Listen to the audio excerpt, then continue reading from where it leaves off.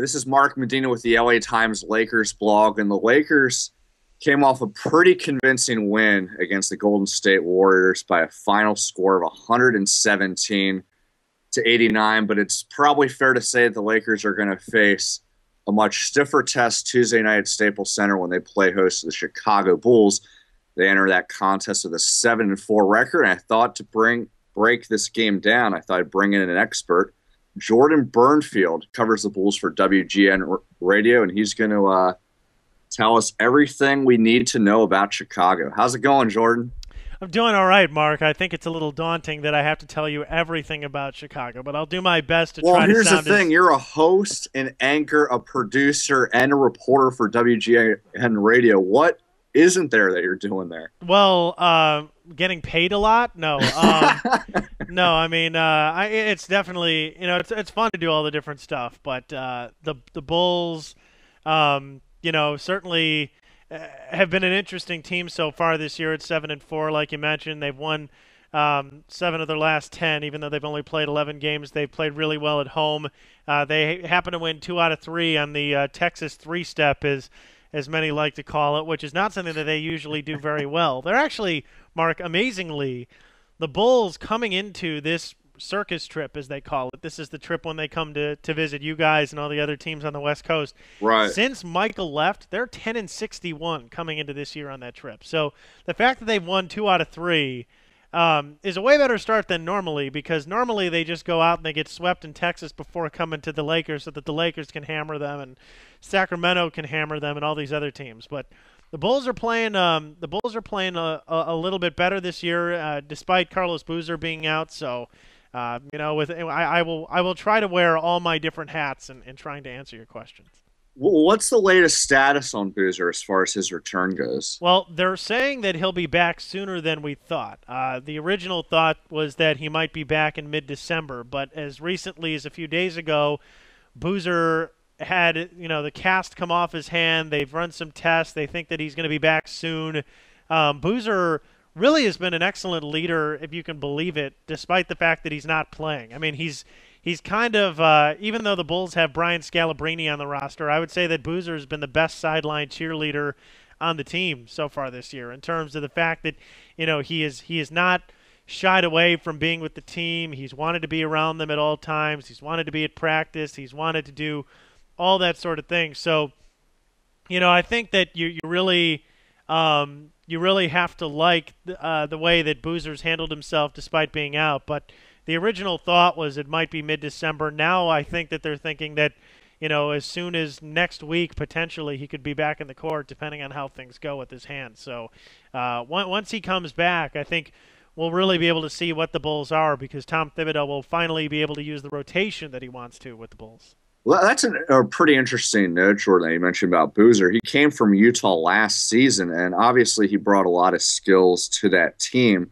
But with him just arriving in Chicago, what has he done to be able to kind of, build that credibility and at least comfort level with his teammates that he hasn't even played with competitively to have that kind of trust and leadership from the bench? Right. Well, that's the thing. I mean, how he's going to fare on the court, I don't know yet. I mean, he only practiced with them, I believe it was a couple days before he got hurt. So I don't know how he's really been able to mesh in terms of on the court. But everything that, we've been told about Boozer is that his teammates really like him.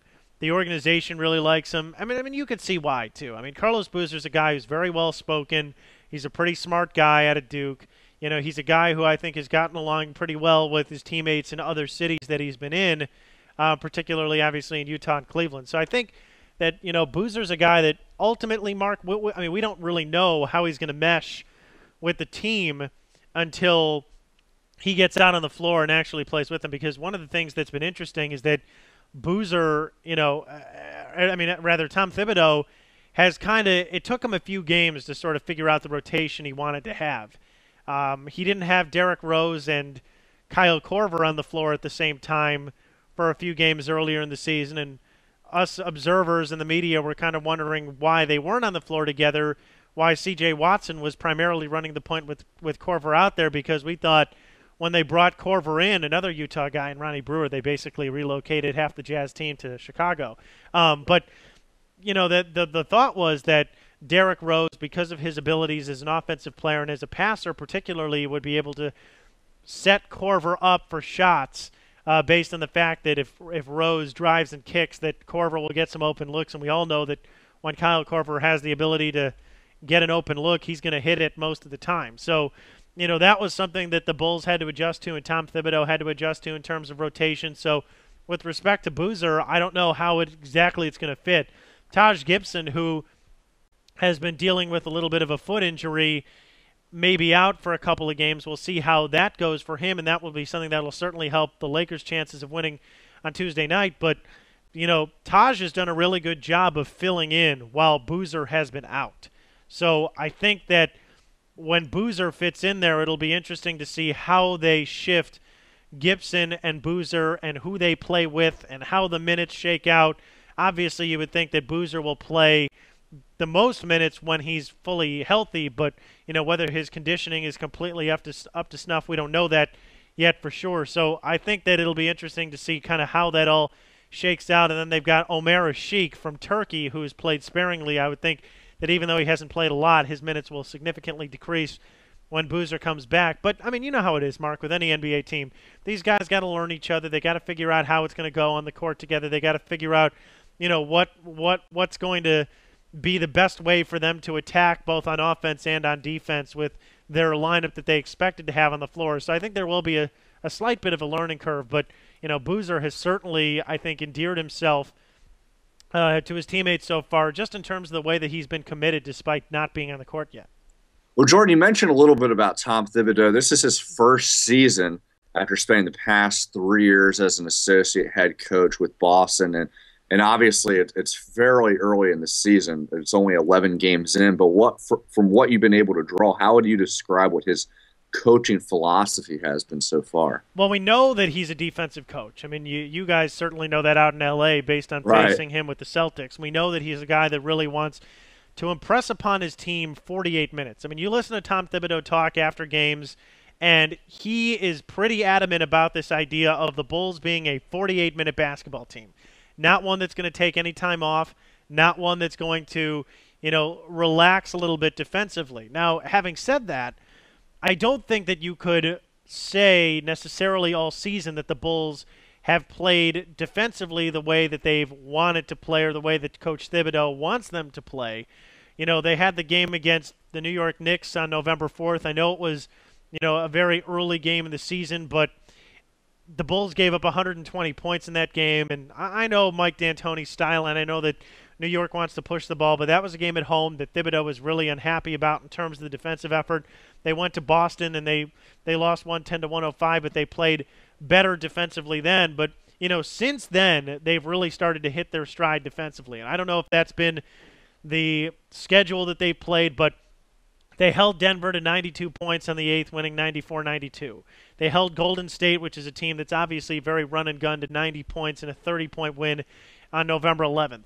They went and they played Washington at home. I know that the Wizards aren't exactly the best team in the world, but they held them to 96, and then they held Houston to 92 points on the road, and they held Dallas to just 83 points on the road on Friday night. So I think you're starting to see the impact that he's had on this team defensively. And I think, I don't know that the Bulls, certainly it'll make a difference when Carlos Boozer gets back. I know he's not the greatest interior defender, but he's at least a solid interior defender. But I think that Coach Thibodeau has gotten these players to buy in to being a team that's going to hustle all 48 minutes and play better defensively and really take to the defensive end as much as they possibly can. And I think that, especially in the NBA, Mark, a coach can really have an impact on a team when you look at the sum of its parts and they're better than the sum of their parts. And I think that that's what they've been on the defensive end the last, 4, 5, 6 games, because you look at this team and you say, well, do they really have any fantastic on-the-ball defender?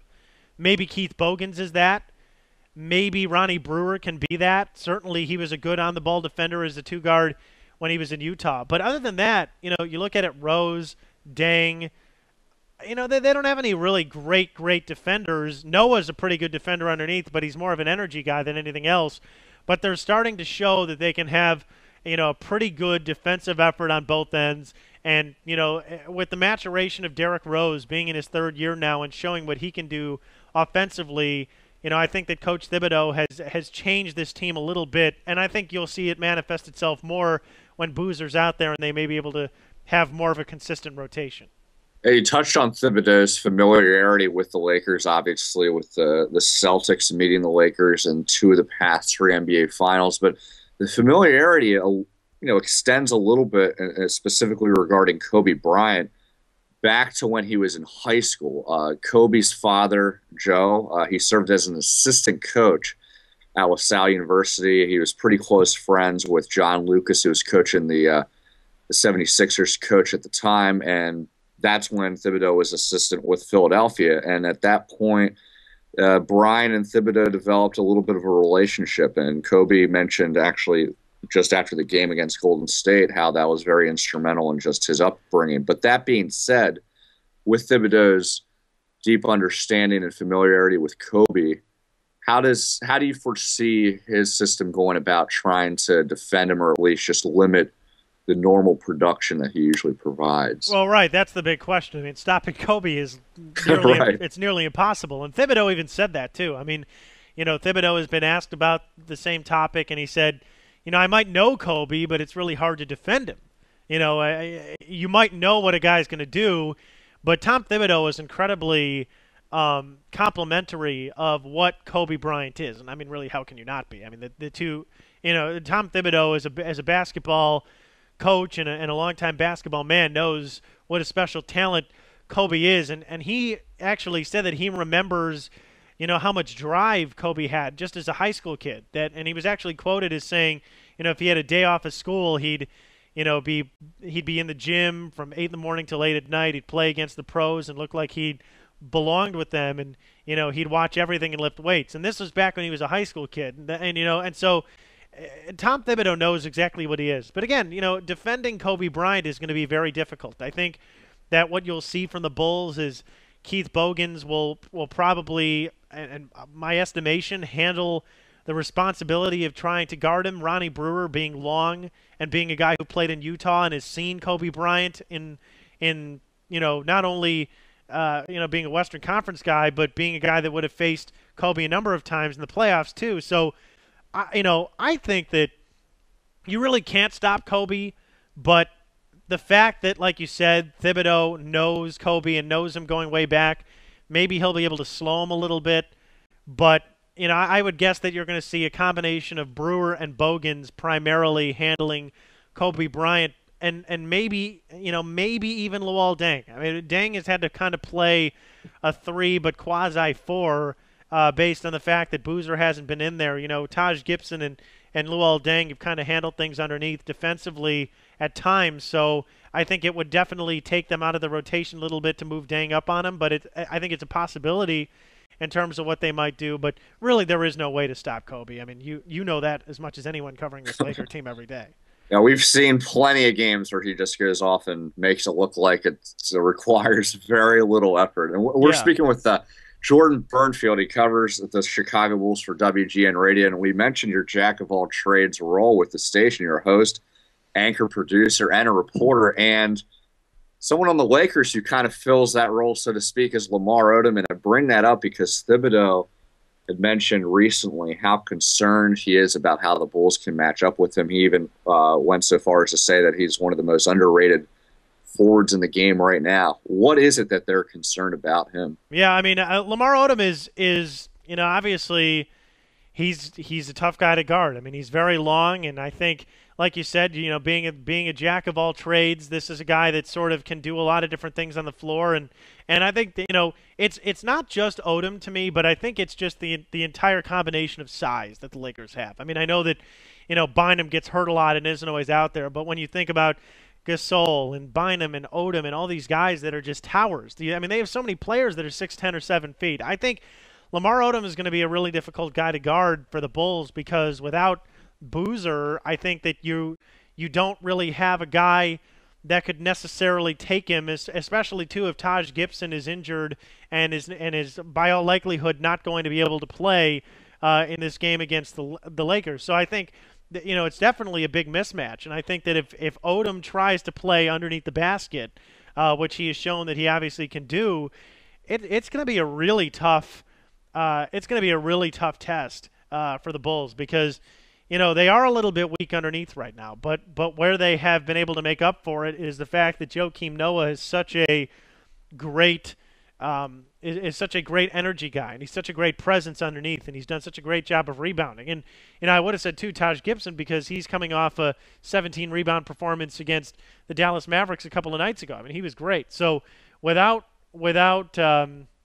Gibson and without the ability to have Carlos Boozer in there, they're definitely going to not really have an answer for Odom. I would just guess that the way that the concern with him and the way that they may be able to stop him is, that if Tom Thibodeau can draw something up defensively to put some guys in the right spots, because they really don't have anyone that can truly match up with a guy of Lamar Odom's size and talent. And lastly, Jordan, got one last question before I let you go.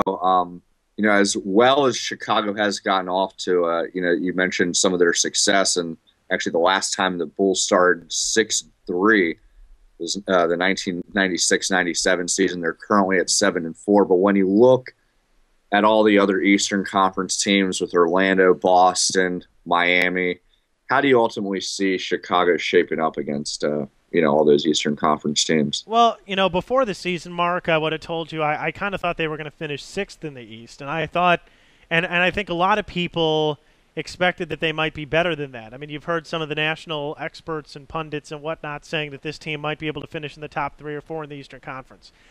I wasn't sure if that was the case because I didn't know how Derrick Rose would take that next step towards being a superstar. Because Derrick Rose was Rookie of the Year, and I think that if you follow the NBA at all, you know who Derrick Rose is, you know the type of player he can be, but I don't think that people quite knew, at least in Chicago, how he would manifest himself into that superstar that we were all hoping he would become. You know what I mean? I think that people knew that he was going to be a really good player, but I think now that they're seeing that he's going to be one of the elite players of the league, maybe top 5 player, at some point, at least top 10, maybe even this year. So I think that it's really as far as he can take them. And, I don't want to simplify too much, but Mark, this is a league that, works off of stars. And if you have a star or 2 or 3, or in the case of the Lakers, a team full of them, that's when you can really be a team that can compete for an NBA championship. So, I don't see the Bulls hosting the Larry O'Brien Trophy in the next year or 2, but I do see them moving in the right direction. I still think that Boston is the class of the Eastern Conference. I think Orlando is going to be right there. I think that Miami's going to be right there. I love how people are all kind of jumping off the Heat bandwagon because they haven't gotten off to the best start. But I still think that Miami should be right there. And I think that the Bulls will fit somewhere in the middle there. I mean, I think Atlanta's still a team that's going to be difficult for the Bulls to beat. I think that Milwaukee, even though they've gotten off to a slow start, I really like what Milwaukee has tried to build, with Brandon Jennings and with Andrew Bogut and what they've got over there. And so I feel like the Bulls fit somewhere in there. If Derrick Rose is the type of player that he's showing that he might be able to be, yeah, I mean, if they finished 3rd in the East or if they finished one of the top teams in the East, that wouldn't surprise me at all. But, if they don't get those kind of performances week after week, the way that you might see from him in a year or 2, then I think that they're probably a middle-of-the-pack Eastern Conference team that goes down in the second round. But, if Derrick Rose continues to play the way that he's played, and if the addition of Boozer really helps them the way that it might be able to, I mean, yeah, they could definitely win the Central Division, and then you put yourself in a top 3 spot. Those are the thoughts of Jordan Bernfield with WGN Radio. Thanks a lot for filling us in about everything regarding the Bulls. Thank you, Mark. Happy to do it.